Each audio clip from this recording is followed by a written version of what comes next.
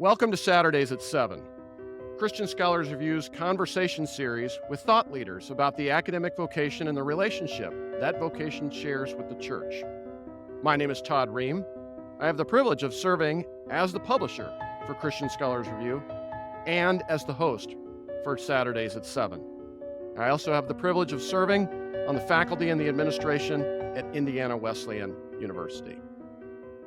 Our guest today is Dr. Russell D. Moore, theologian, minister, cultural commentator, journalist, editor-in-chief of Christianity Today, and author or editor of 10 books, including most recently Losing Our Religion, an altar call for Evangelical America.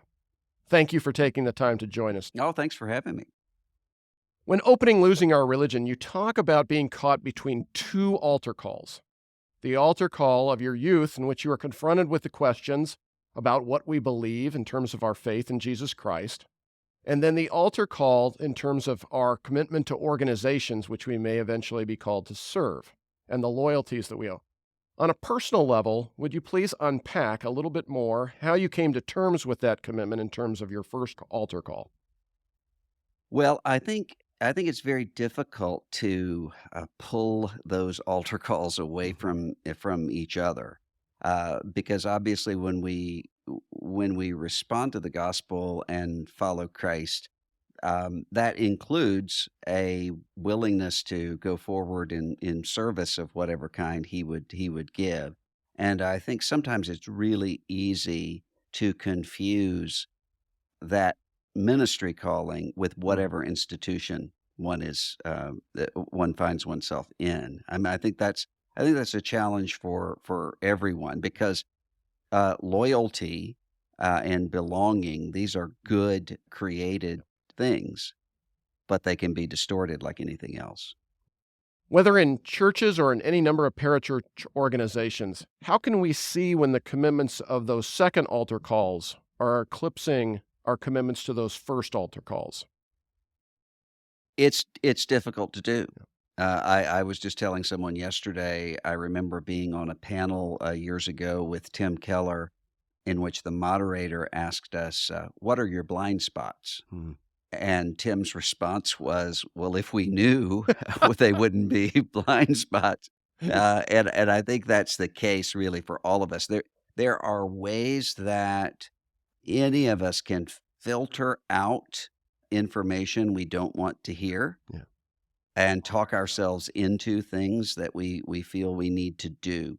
So I think what that requires is just an ongoing uh, examination. I mean, the vulnerability is not knowing one's vulnerability Yeah. at that point.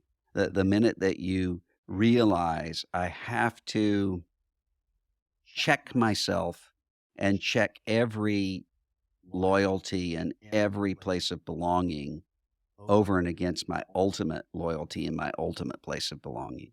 And that's not foolproof, and Yeah. we will get it wrong many times, but that's the goal. Yeah. What virtues would you suggest we need to cultivate to allow for such differentiation to become more possible than perhaps it is for some of us? I think that one of the reasons we fall here is because we have a truncated view of faith and hope and love, but we have a truncated view of faith, and by that I mean it's easy not to see the long term in terms of the next billion years because one is looking at the short term of the next 30.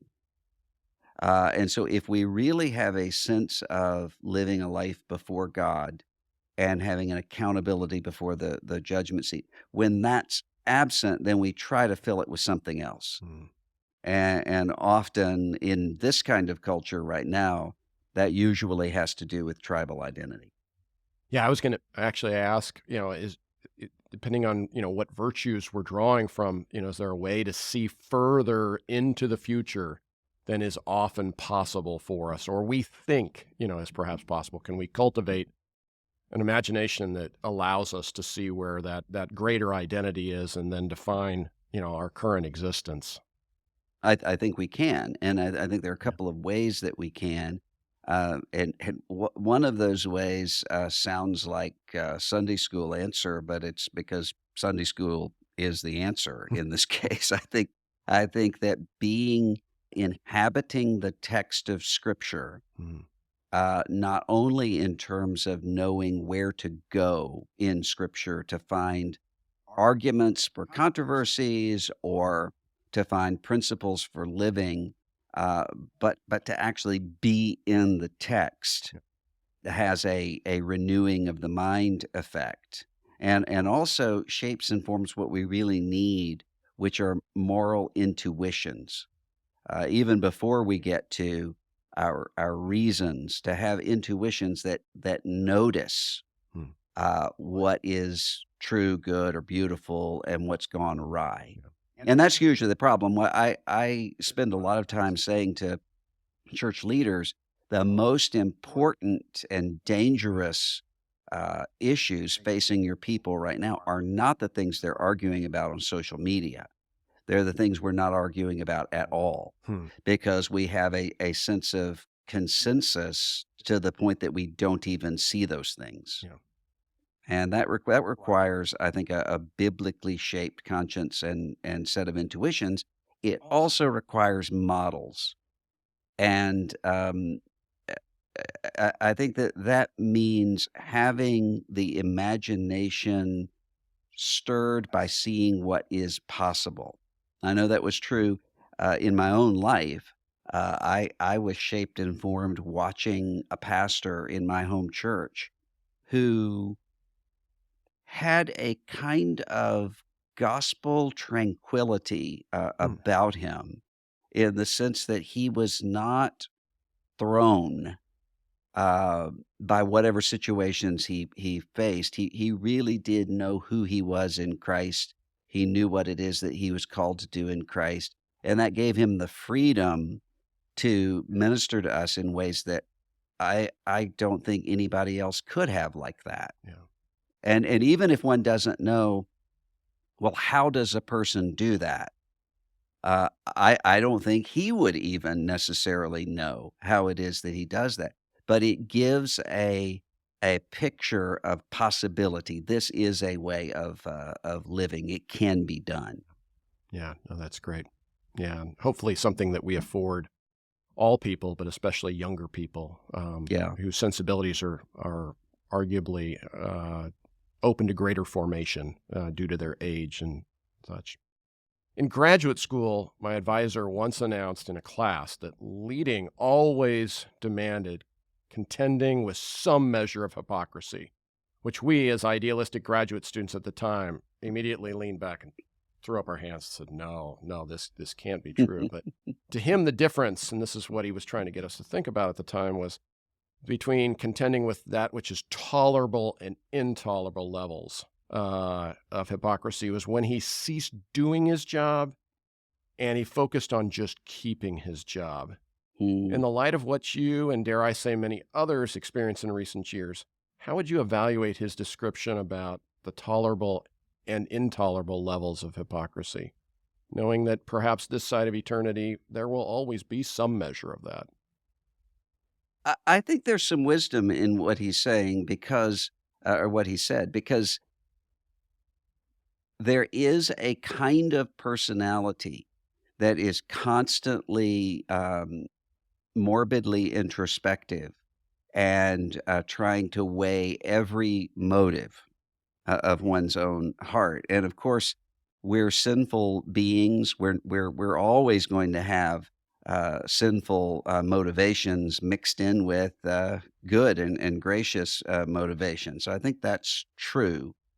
Um, I think he's also right to say that there's a way to have a focus on keeping one's job or keeping one's ministry, but people often don't realize they're doing that. Hmm.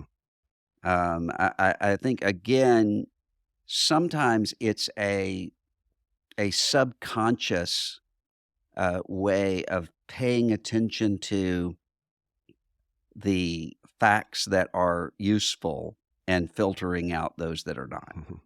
And I think we've all seen that in our own lives in various ways, and we've seen that in people we've we've worked with over the years.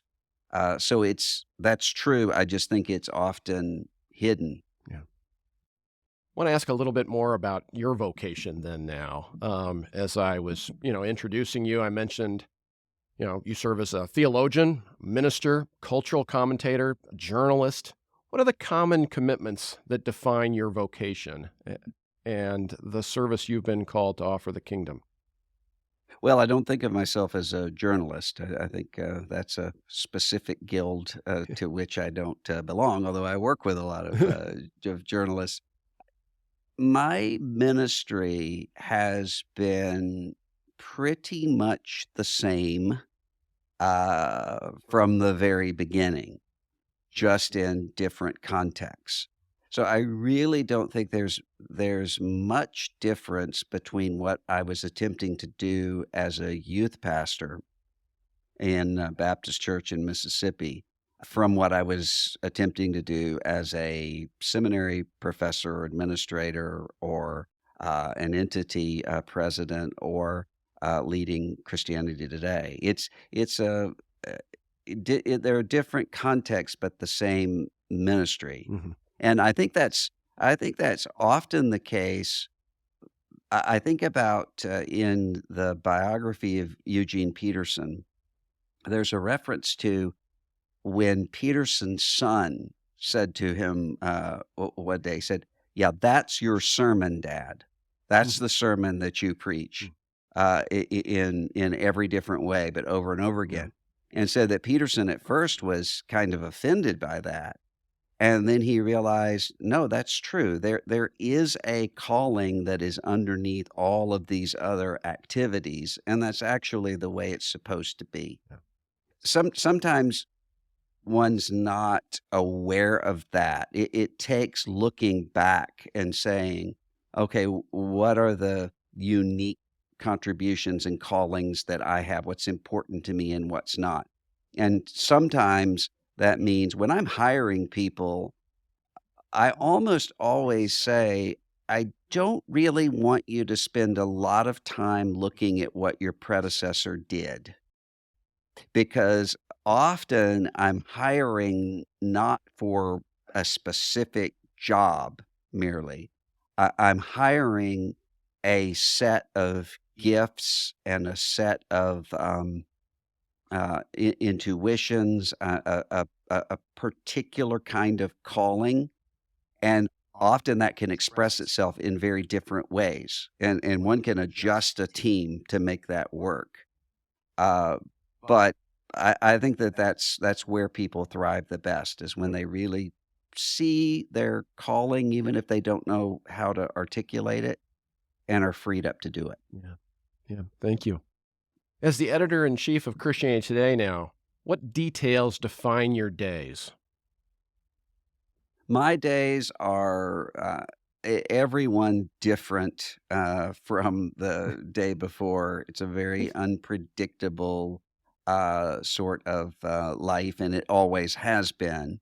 On a typical day, I might be speaking at an event and then meeting with a team member by Zoom and then writing a column or a newsletter, recording a podcast, doing a set of media interviews, uh, talking with pastors and leaders and elected officials.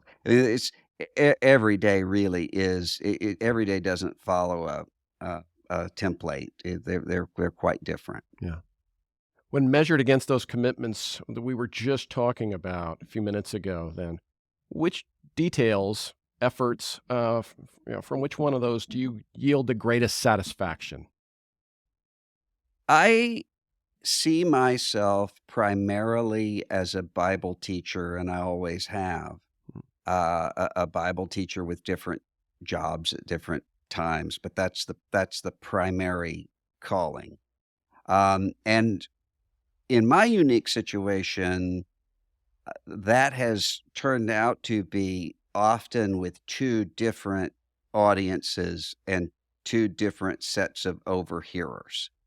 So I speak to a Christian audience often, knowing that they're going to be that the conversation will be overheard by people who are in the outside world, looking in, and I do the reverse.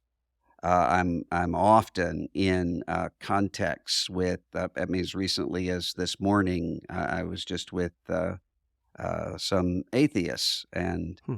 I'm always in those sorts of contexts with people, sometimes with people who've never really met an evangelical Christian before, Hmm.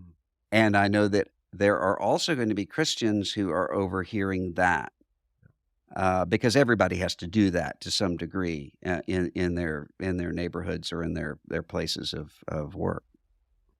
If I may then, the reverse question, which one of those, then yields the least satisfaction?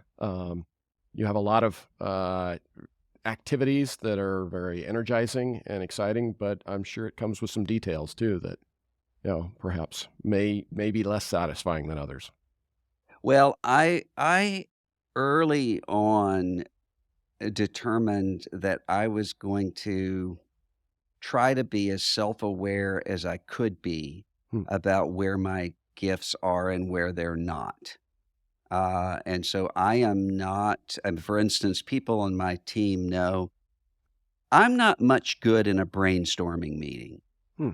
I'm not going to have much to contribute to that because that's just not how I think.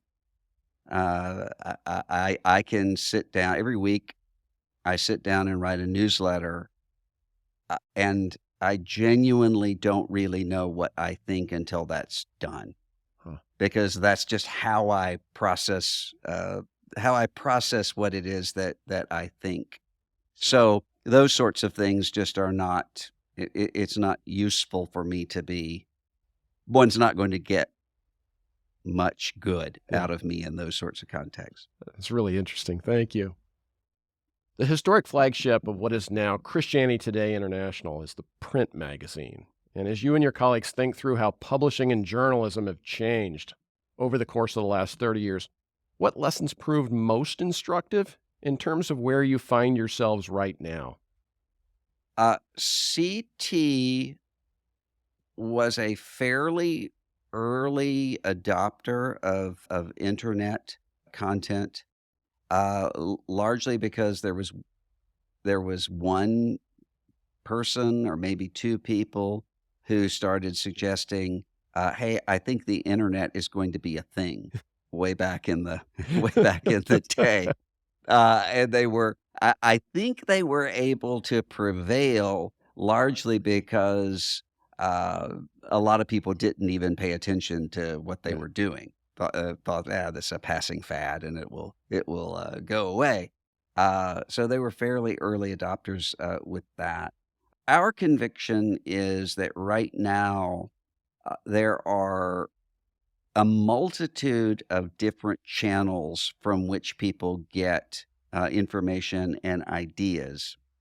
And we need to be present in as many of those as possible. And they're usually not overlapping.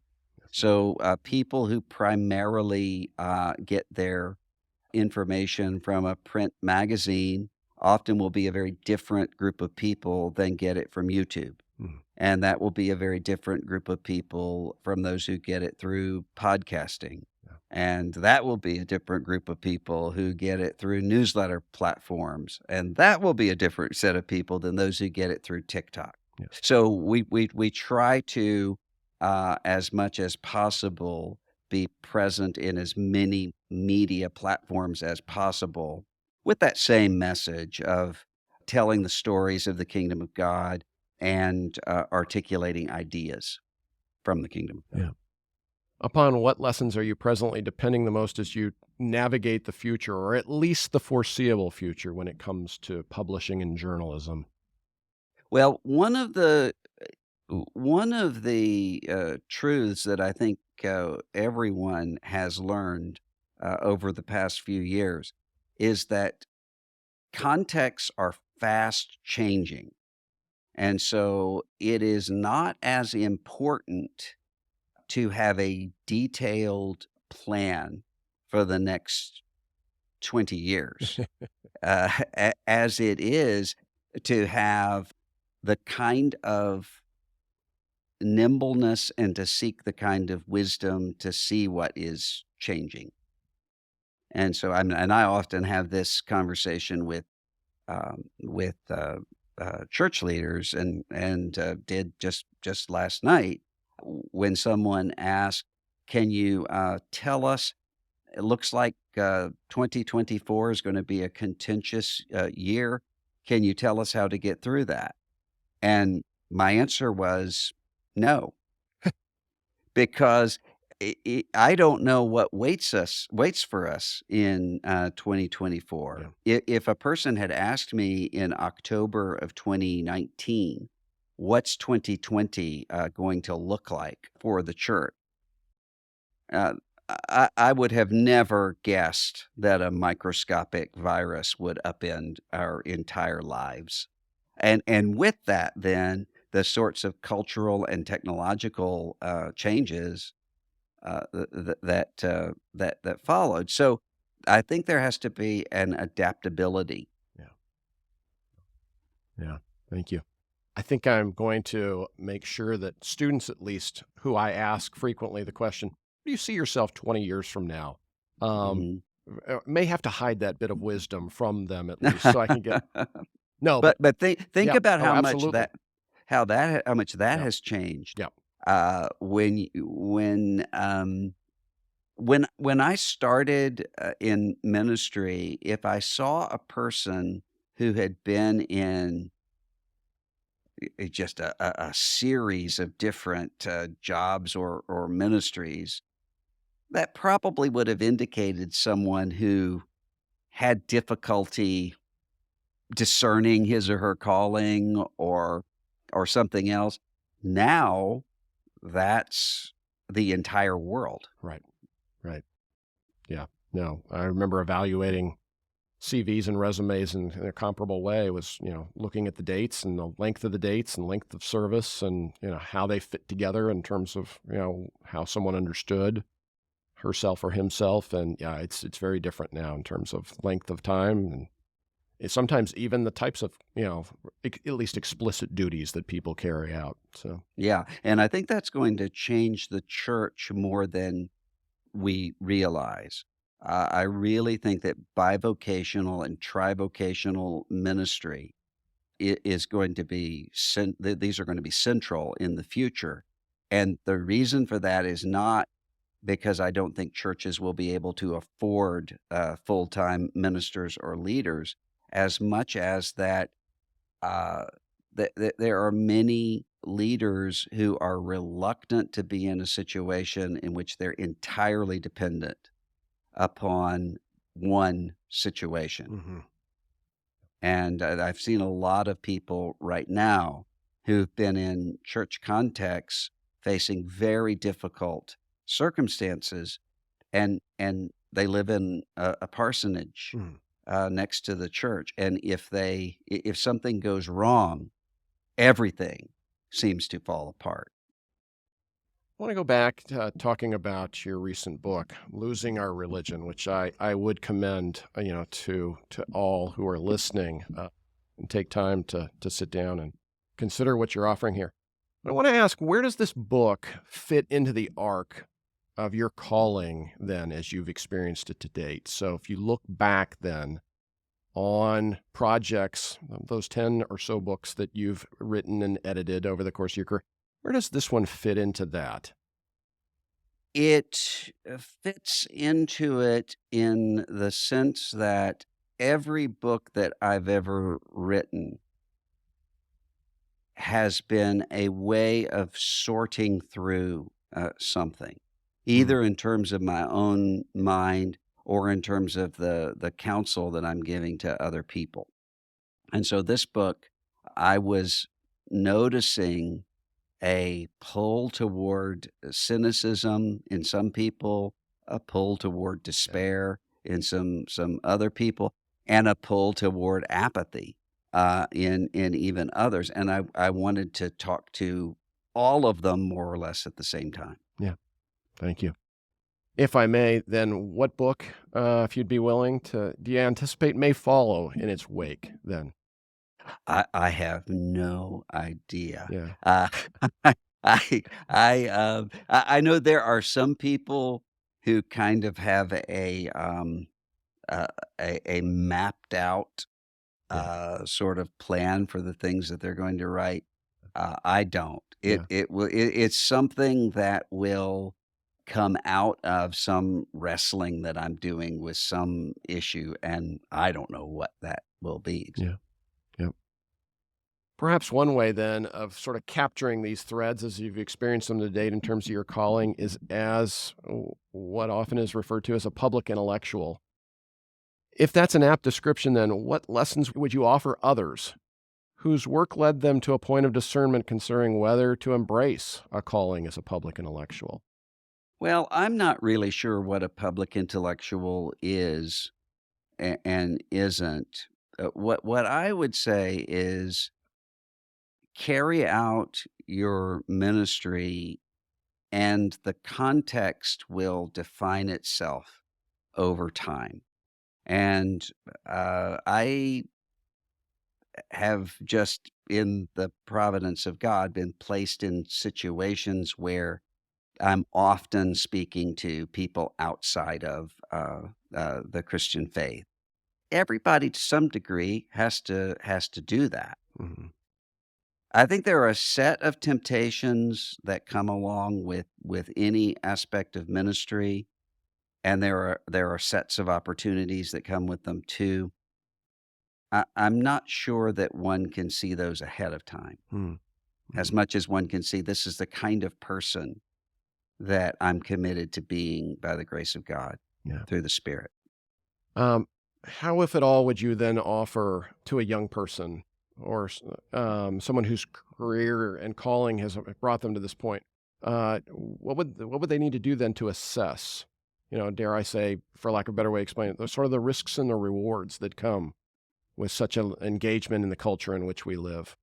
I often tell people to weigh their own vulnerabilities to the extent that they can see them.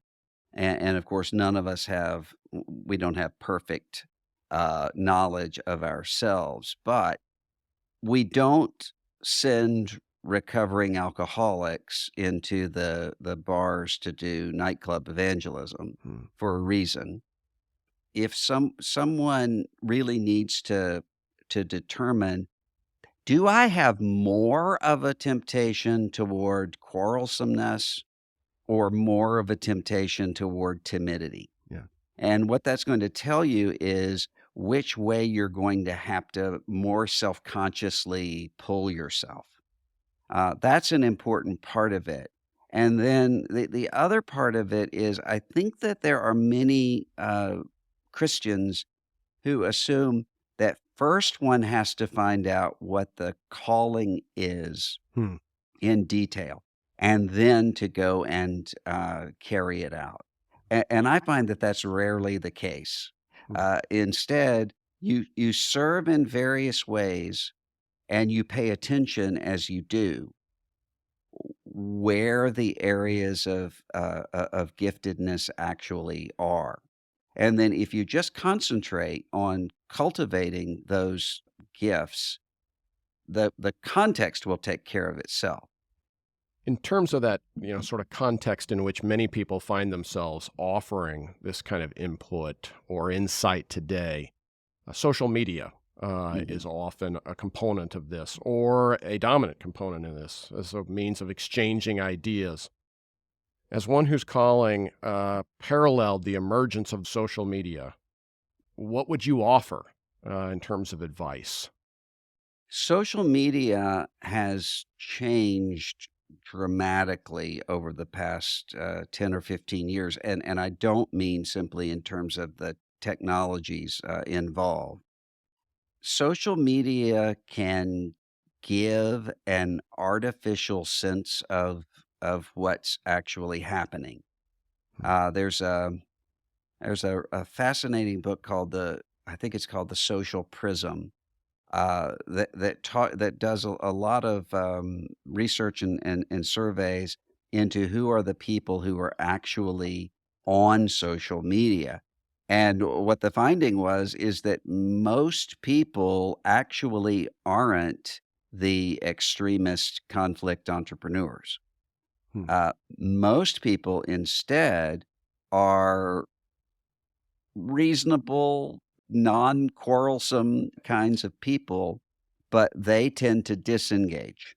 Mm. And that gives an incentive then for the social media arsonists to continue to become more and more extreme in order to get attention. And as that happens, the the normies retreat even more. And that happens really from one platform to the other. There are amazing benefits that come with social media. There are people who are now very close in real life friends that I first knew as Twitter avatars. And there are people that I've been able to learn from and to talk to that I never would have without it. But it brings with it all of these challenges of atrophying attention and and also an unrealistic sense of what's happening. Sometimes I can tell if a person is overly online based upon Huh. what that person is worried about. Because sometimes these will be ephemeral social media sorts of hysterics that don't really translate at all into real life. Yeah. And so that brings with it its own set of challenges. And then when you add to that the challenges for the formation of people at those key moments early in life, there's a book that I've read the galleys of that will come out I think in March from Jonathan Haidt, the social Mm. psychologist, Yep. At NYU. that yes, at NYU, it is a tour de force when it comes to demonstrating what phones have done, smartphones have done in terms of anxiety levels and a host of other mental health problems because they are introduced and ubiquitous in that really key formative 11 to 14 age. Yeah. Previously, the challenge was ministry with people who are becoming familiar with social media and know that they need to engage with social media, but are wondering how. Now, we're having people who have been shaped and formed by social media really all of their lives. What that brings some unique possibilities. It also brings some unique challenges. Yep. Yep. Thank you. I want to turn our attention now to the church related university Mhm. and how, if at all, you might assess what altar calls may be before it. So, hearkening back to the way that you framed your book, what altar calls may be before the church related university as you see it during this challenging season in which we find ourselves? Well, there's always the temptation to put institutional self-preservation uh, over calling and mission. Some of that has to do with just the normal pull that we all have into everydayness, Mm. which we forget what it is that we're really doing. And some of it has to do with this kind of cultural context in which institutions writ large are in crisis. That brings its own set of challenges. I think what's necessary will be leaders of Christian colleges and universities who understand the unique place that they occupy, and also who see one another less as competitors Hmm. as co-ministers in this same cause, and I see a lot of that actually happening. Yeah. There are Christian colleges, universities, leaders who model that all the time, and then you also have what I find is there's a particularly unique opportunity for Christian colleges and universities for the kind of closeness and mutual support that can happen not just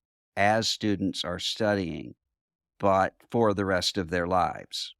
I will often be in secular contexts, and there will be groups of people in a given city who are alums of the same Christian Hmm. college or university. They all know who everyone is, and they support each other.